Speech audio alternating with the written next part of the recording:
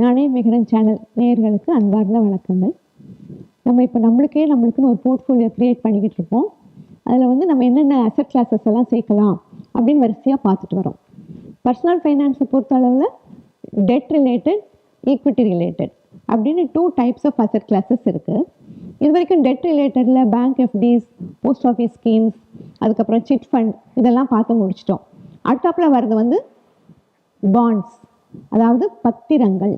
இந்த bond market நம்மளோட share மார்க்கெட்டுக்கெல்லாம் முன்னாடியே நம்ம கண்ட்ரியில் இருக்குது. ஆனால் அது அவ்வளவா பிரபலமாகலை. காரணம் என்ன அப்படின்னா, பேங்க்ஸ் வந்து நிறைய வட்டி கொடுத்துட்டு இருந்தாங்க. 14%, 15% வட்டி கொடுத்துட்டு இருந்ததால் ஸ்மால் இன்வெஸ்டர்ஸ் அதை தாண்டி வேற எங்கேயும் பார்க்கல. ரெண்டாவதாக பாண்ட் மார்க்கெட்டில் பெரிய பெரிய கம்பெனிஸ், பெரிய பேங்க்ஸ் இவங்க தான் இறங்க முடியும். நம்ம மாதிரி ஸ்மால் இன்வெஸ்டர்ஸ் முந்தியெல்லாம் இறங்க முடியாது. இந்த 2 காரணங்களாலையும் இது அவ்வளோ தூரம் பிரபலமாகாமையே இருந்துச்சு. பட் இப்போது பேங்க்குகள் வட்டி குறைய ஆரம்பிக்க விட்டு மக்கள் அதையும் தாண்டி வேறு வேறு ஹொரைசன் பார்க்க ஆரம்பிச்சிருக்கும் போது இந்த பாண்ட் மார்க்கெட் இப்போ இம்பார்ட்டண்ட்டாக வந்துட்டுருக்கு. பாண்டுனா என்ன? ஜஸ்ட் ஒரு கடன் பத்திரம். ஒரு கடன் வாங்குறவங்க கடன் கொடுத்தவங்க கிட்டக்க எழுதி கொடுப்பாங்க இல்லையா, ஒரு வருஷம் இத்தனை வருஷம் கழிச்சு இவ்வளோ ரூபாய்க்கு இவ்வளோ வட்டியோடு நான் திருப்பி கொடுக்குறேன் அப்படின்னு எழுதி கொடுப்பாங்க இல்லையா, அந்த கடன் பத்திரம் தான் பாண்ட் அப்படிங்கிறது. இந்த பாண்ட் மார்க்கெட்டில் இன்வெஸ்ட் பண்ணுறது யாருக்கு சூட்டபிளாக இருக்கும் அப்படின்னு பார்த்தோன்னா, சீனியர் சிட்டிசன்ஸ், அப்புறம் ரொம்ப கன்சர்வேட்டிவாக என்னோட முதலீடு பத்திரமா இருக்கணும் அப்படின்னு நினைக்கிறவங்க, அது தவிர ரெகுலர் இன்கம் எனக்கு வேணும் அப்படின்னு நினைக்கிறவங்க, இந்த 3 டைப் ஆஃப் இன்வெஸ்டர்ஸ்க்கும் பாண்ட் மார்க்கெட் ரொம்பவே யூஸ்ஃபுல்லாக இருக்கும். பொதுவாக பாண்ட் மார்க்கெட்டில் கவர்மெண்ட் பாண்ட்ஸும் இருக்குது, நம்ம கார்ப்பரேட் பாண்ட்ஸும் இருக்குது. இன்னொரு முதலீட்டு சூத்திரம் உங்களுக்கு தெரியும், பர்சனல் ஃபைனான்ஸில் ரிஸ்க் அதிகமான ரிட்டர்ன் அதிகமாகும். அப்படி பார்க்கும்போது கார்ப்பரேட் பாண்ட்ஸில் ரிஸ்க்கும் அதிகம், ரிட்டர்னும் அதிகம். ஸோ இப்போ நம்ம இந்த 2 விதமான பாண்ட்ஸை பற்றி பார்க்கலாம். ஃபஸ்ட்டு அரசு பாண்ட்ஸ். அரை காசானாலும் அரண்மனை காசு அப்படின்னு சொல்லுவாங்க. ஏன்னா அதோட நம்பகத்தன்மை அப்படி ஒரு உச்சபட்ச உத்தரவாதம், சாவரின் கேரண்டி. அது வந்து கவர்மெண்ட் பத்திரங்களுக்கே உரித்தானது. சென்ட்ரல் கவர்மெண்ட், ஸ்டேட் கவர்மெண்ட்ஸ், அப்புறம் துணை நிறுவனங்கள், ஆர்இசி, என்டிபிசி, என்ஹெச்ஏ, இந்த மாதிரி துணை நிறுவனங்கள் இவங்க எல்லாருமே பாண்ட்ஸ் இஷ்யூ பண்ணுவாங்க. எதுக்காக அப்படின்னா, அவங்களுக்கு சில வளர்ச்சி திட்டங்கள் இருக்கும், சில முதலீட்டு பிளான்ஸ் இருக்கும். அதுக்கெல்லாம் அவங்களுக்கு பணம் வேணும்னா அவங்க மக்கள்கிட்ட எடுத்துக்கிட்டு பாண்ட்ஸ் இஷ்யூ பண்ணுவாங்க. இதோட இன்வெஸ்ட்மெண்ட் பீரியட் 5 இயர்ஸ்லேருந்து 40 இயர்ஸ் வரைக்கும். முதல்ல பேசின மாதிரி பெரிய பேங்கிங் கம்பெனிஸ் இல்லைன்னா மேனுஃபேக்சரிங் கம்பெனி இவங்க தான் அதில் இன்வெஸ்ட் பண்ணுவாங்க கவர்மெண்ட் பாண்ட்ஸில். இப்போ தான் சிறு முதலீட்டாளர்களை உள்ளே விடுறாங்க.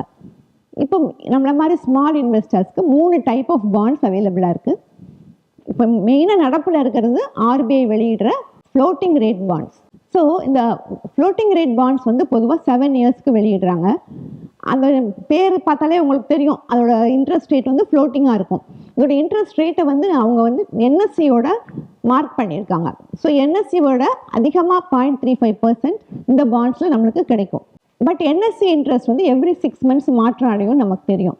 அப்போது இந்த பாண்டோட இன்ட்ரெஸ்ட்டும் எவ்ரி 6 months மாறுது. இதில் மினிமம் இன்வெஸ்ட்மெண்ட்டு 1000 rupees, மேக்ஸிமம் இன்வெஸ்ட்மெண்ட்டுக்கு எந்த உச்சவரமும் கிடையாது. அடுத்தாப்பில் வர்றது 0 கூப்பன் பாண்ட்ஸ். இந்த 0 கூப்பன் பாண்ட்ஸ் வந்து வட்டி விகிதம் எதுவும் குறிப்பிட மாட்டாங்க. 1000, 2000, 10,000 அந்த மாதிரி ஒரு முகமதிப்பு ஃபேஸ் வேல்யூவில் இருக்கும். நம்ம வாங்கும்போது நம்ம 1000 rupees கொடுக்க மாட்டோம், அதுக்கு நம்ம 800 rupees தான் கொடுப்போம். மெச்சூரிட்டி ஆன பிறகு நம்மளுக்கு 1000 rupees கிடைக்கும்.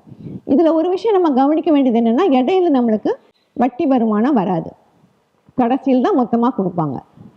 இதுவும் ஆனால் இப்போதைக்கு அவங்க ஒன்றும் இஷ்யூ பண்ணல. மூணாவதாக நம்ம பார்க்கக்கூடியது டேக்ஸ் ஃப்ரீ பாண்ட்ஸ். இந்த டேக்ஸ் ஃப்ரீ பாண்ட்ஸில் வட்டி வருமானம் 6% to 6.35% வரைக்கும் கிடைக்குது.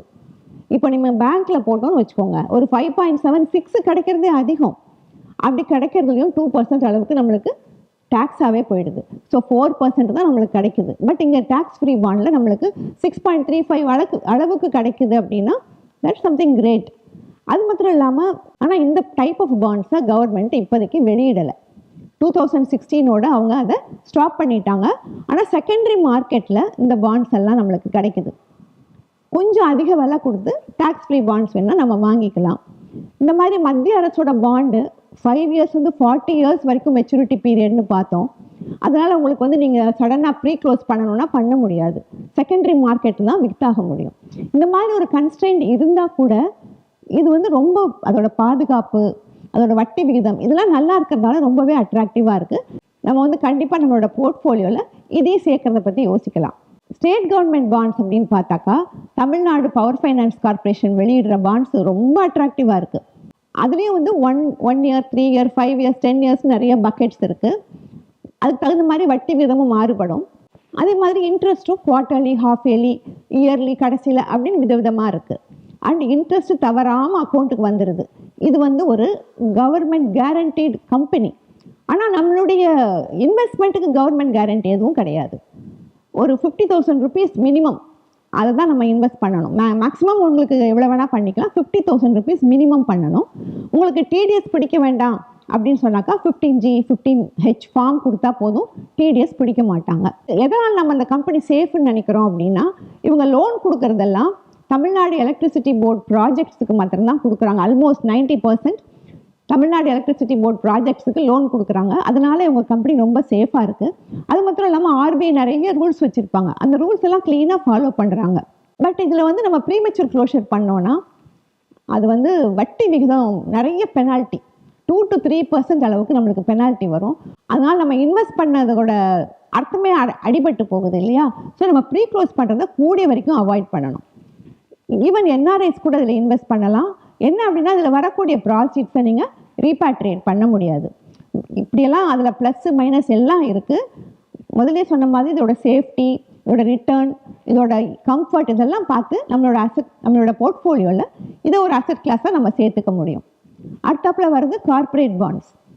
பெரிய பெரிய மேனுஃபேக்சரிங் கம்பெனிஸ் இல்லைன்னா NBFCs, பேங்கிங் கம்பெனிஸ் இவங்க எல்லாருமே above 100 crore rupees நெட்வொர்த் இருக்கிறவங்க மார்க்கெட்டில் வந்து மக்கள்கிட்ட பணம் வாங்கிட்டு பாண்ட்ஸ் இஷ்யூ பண்ணலாம்.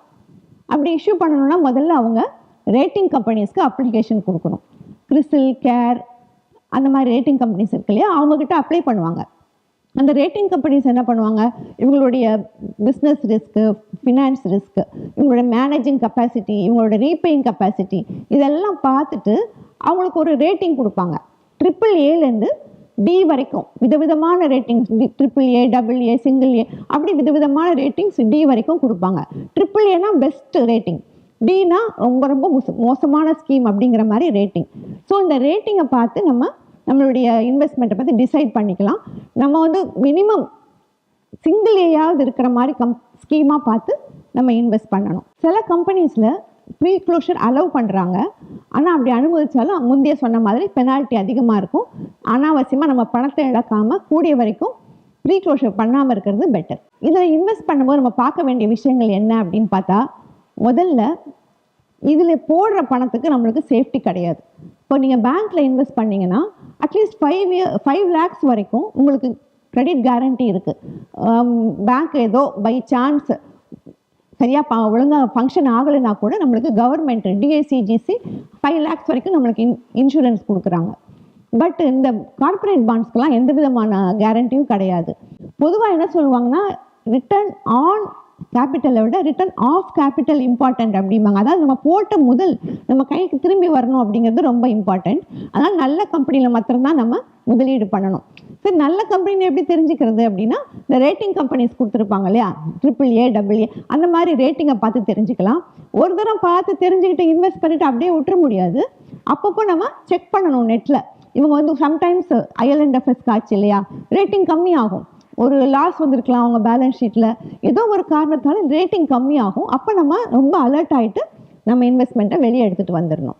நம்ம நெட்டை அப்பப்போ செக் பண்ணோம்னா அந்த கம்பெனியை பற்றி ஒரு பேட் விஷயம் இருக்குன்னா அது எப்படி வெளியே வரும்னா, இன்வெஸ்டர்ஸ்க்கு அவங்க ஒழுங்காக இன்ட்ரெஸ்ட் கொடுக்க மாட்டாங்க.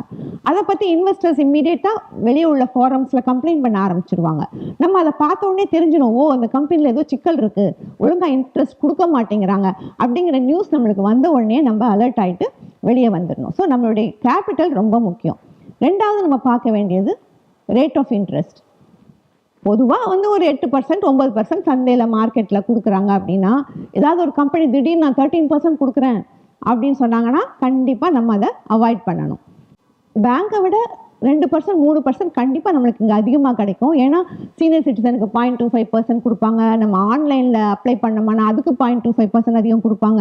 நீங்கள் அங்கேயே ரினியூ பண்ணுறீங்க. ஒரு வாட்டி எப்படி ஒரு வாட்டி பாண்டு போட்டுட்டு அது மெச்சூர் ஆன பிறகு மறுபடியும் அதிலே ரினியூ பண்ணீங்க அப்படின்னா அதுக்கு 0.1% கொடுப்பாங்க. இப்படி நிறைய விஷயங்களில் நம்மளுக்கு பேங்க்கை விட அதிகமாக வட்டி கொடுக்குறாங்க. பட் ஒரேடியா 13-14%லாம் கொஞ்சம் கேர்ஃபுல்லாக இருக்க வேண்டிய விஷயங்கள்.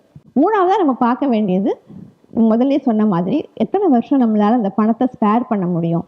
ப்ரீமெச்சூர் க்ளோஷர்லாம் எடுக்காமல் ஒரு 3 இயர்ஸ் போட முடியுமா, 5 இயர்ஸ் போட முடியுமா அப்படின்னு கேர்ஃபுல்லாக ஆராய்ஞ்சிட்டு அதுக்கப்புறமா நம்ம இதில் இன்வெஸ்ட் பண்ணுறது நல்லது. Tata steel, Tata housing capital, HDFC, அப்புறம் நம்ம எல்என்டி ஃபைனான்ஸ், இந்த மாதிரி நல்ல தரமான கம்பெனிகள் இன்றைக்கி பாண்ட்ஸ் கொடுக்குறாங்க. ஸோ நம்மளுடைய போர்ட்ஃபோலியோவில் பாண்ட் அப்படிங்கிற அசெட் கிளாஸையும் நம்ம சேர்த்துக்கிட்டோம்னா, அதுவும் நல்ல கம்பெனிஸில் உள்ள பாண்ட்ஸ் நம்ம எடுத்துக்கிட்டோம்னா நம்மளுக்கு வருமானமும் வரும், பாதுகாப்பும் இருக்கும். ஸோ உங்ககிட்ட ஏதாவது ஏற்கனவே பாண்ட்ஸ் இருக்கா? உங்களோட போர்ட்ஃபோலியோவில் ஏற்கனவே நீங்கள் ஏதாவது இன்வெஸ்ட் பண்ணியிருக்கீங்களா? அந்த கம்பெனிலாம் எப்படி போயிட்டுருக்கு? ஃபர்தராக இன்வெஸ்ட் பண்ணலாம், பாண்டில் ஒரு 10% போட்டு வைக்கலாம் அப்படின்னாக்கா எந்த கம்பெனியில் இன்வெஸ்ட் பண்ணலான்னு யோசிக்கிறீங்க? இதை பற்றி why don't you think for some time? Wish you all the best. இளம் வயதிலேயே ரிட்டையர்மெண்ட், வீடு, வெளிநாடு, சுற்றுலா, உங்கள் கனவுகளை நிறைவேற்ற நாங்கள் உதவுகிறோம். பிரகலா வெல்த், தமிழகத்தின் முன்னணி மியூச்சுவல் ஃபண்ட் டிஸ்ட்ரிபியூட்டர். மேலும் நானே விகடன் யூடியூப் சேனல்ல வரப்போற பிசினஸ் மற்றும் பினான்ஸ் சம்பந்தமான வீடியோக்களை உடனே பார்க்க இந்த வீடியோ கீழே உள்ள சப்ஸ்கிரைப் பட்டனை கிளிக் பண்ணுங்க. அண்ட் மறக்காம அந்த பெல் ஐக்கனையும் கிளிக் பண்ணிடுங்க.